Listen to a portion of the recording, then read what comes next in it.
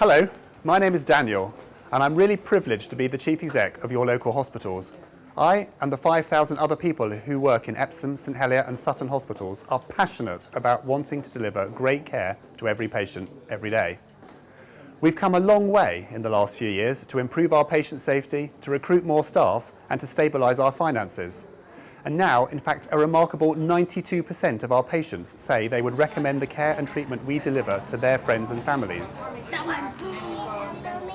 However, we have a really big challenge with our buildings. We want 21st century facilities so we can provide the highest standard of care for you and your family now and for decades to come. And to do this, we need your help.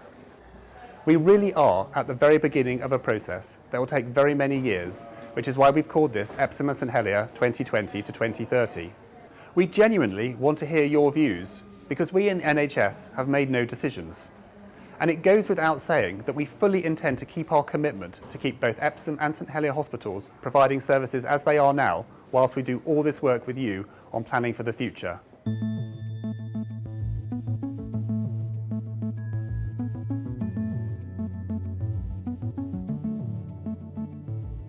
This is our female surgical ward on the top floor in one of the blocks at St Helier.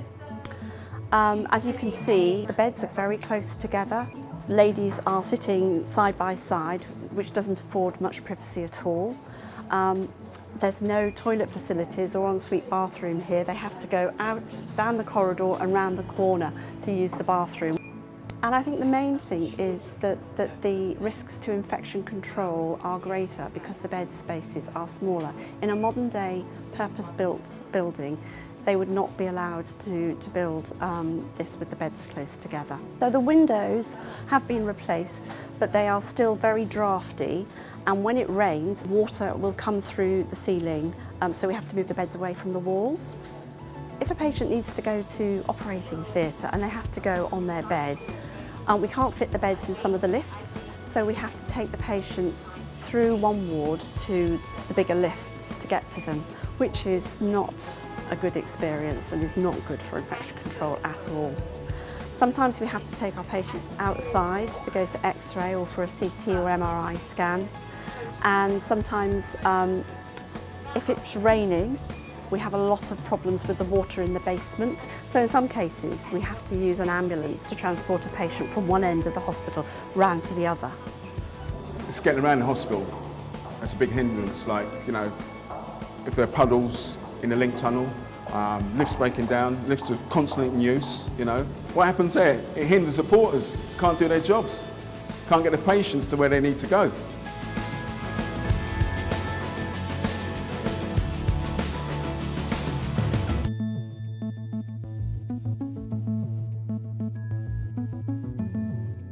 We're in the elective orthopaedic centre known as Swelliark. We were set up around 14 years ago, purpose-built with the needs of orthopaedic post-operative patients in mind. The space was designed so that we could actually get beyond the problems we used to have in the old days of trauma and orthopaedics, of tripping over lockers and tables and not enough space. So we now have lots of room so we can get the patients out of bed, whichever side is appropriate for their operation, and mobilise them safely. We don't have the beds too close together. We also have the facility of several side rooms on each ward, so if we do come across anybody with an infection, we can isolate immediately. Each bed is curtained off separately, and there's a toilet for each bay, so we protect dignity and give the patients confidence. We can keep the place cleaner because we're new and purpose-built. And it's just been, as I said, designed as a pleasant, airy, light, open, happy environment. So we give great care and we aspire to give a great experience to all our patients every day. But if we have much better environment, we know that our patients would have a better experience whilst they're in hospital.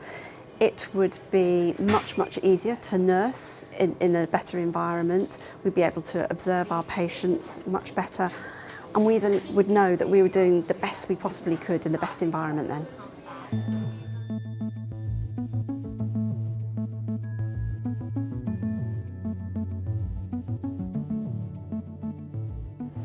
Delivering care as close to home as possible is a key priority, most importantly for our patients and for us as an organisation.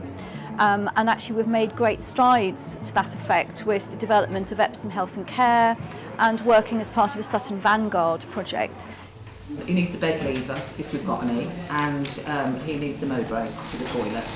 There's 4 partners who have all come together to work around a single patient, so rather than different services needing to be accessed by one patient, all of the services can sit around a person. So specifically to do with our team, the at-home service as a completely new way of working within this area. We have a team of GPs, physiotherapists, occupational therapists, nurses, social services, healthcare assistants and all the support that sits around that as well, which allows us to support people out of hospital earlier than previously we'd have been able to. For the majority of patients, and we would estimate that around 85% of patients, most of the healthcare can be delivered at home or close to home most of the time. But when things are acute and the patients deteriorate, then there are real benefits to them being cared for in a state-of-the-art centre. One, for example, could look at the outcomes that our patients who fracture their hip bone, the fractured neck of femur. Their outcomes are exemplary. I think centralising the hip fracture service has had a significant impact on the quality of the service we're able to deliver for our patients. It means that all the specialists are based on one site, so you have senior orthopaedic consultant surgeons, myself, and I'm the consultant ortho-geriatrician. The therapy team, the specialist nurses, all are on one side, so we can develop our expertise and really deliver a very high standard of care to our patients. To give you one example, our mortality rate has come down from 12% in 2012 to just 4% in 2016, which is well below national average. We've seen that there are benefits already by consolidating our services in the hip fracture unit with much better outcomes. Patients with the most complex needs really do benefit from getting access to our consultants very early on in the course of their treatment. Working on a single site gives better access to immediate consultant review, access to diagnostics such as CT scanning or MR scanning much faster than we would do if we worked on 2 different acute sites. Our aim of working on a single acute site in purpose-built accommodation means that we can deliver the best quality care and exceed the national standards.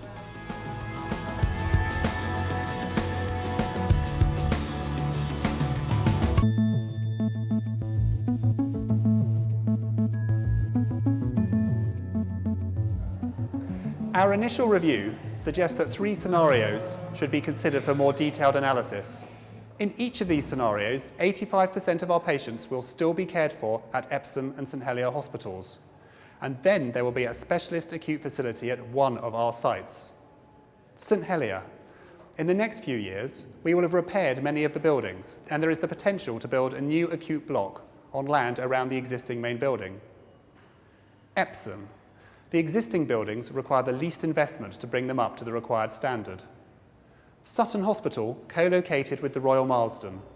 This site provides the opportunity to improve cancer services for our patients by co-locating our cancer services with the Royal Marsden's.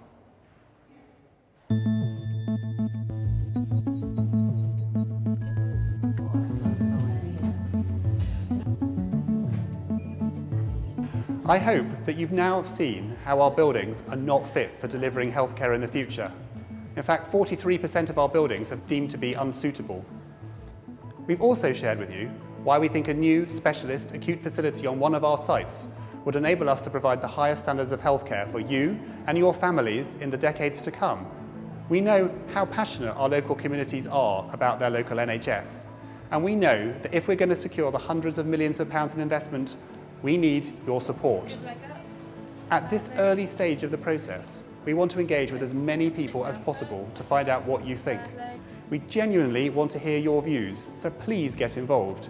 You can email us, you can write to us, you can join us at one of our forthcoming events, or you can even invite us to come to your local group.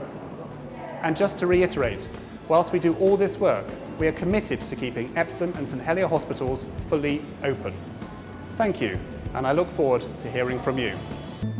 Helps a lot. It's not wonderful at all to be in hospital, but you'd get the service here that you wouldn't get anywhere else.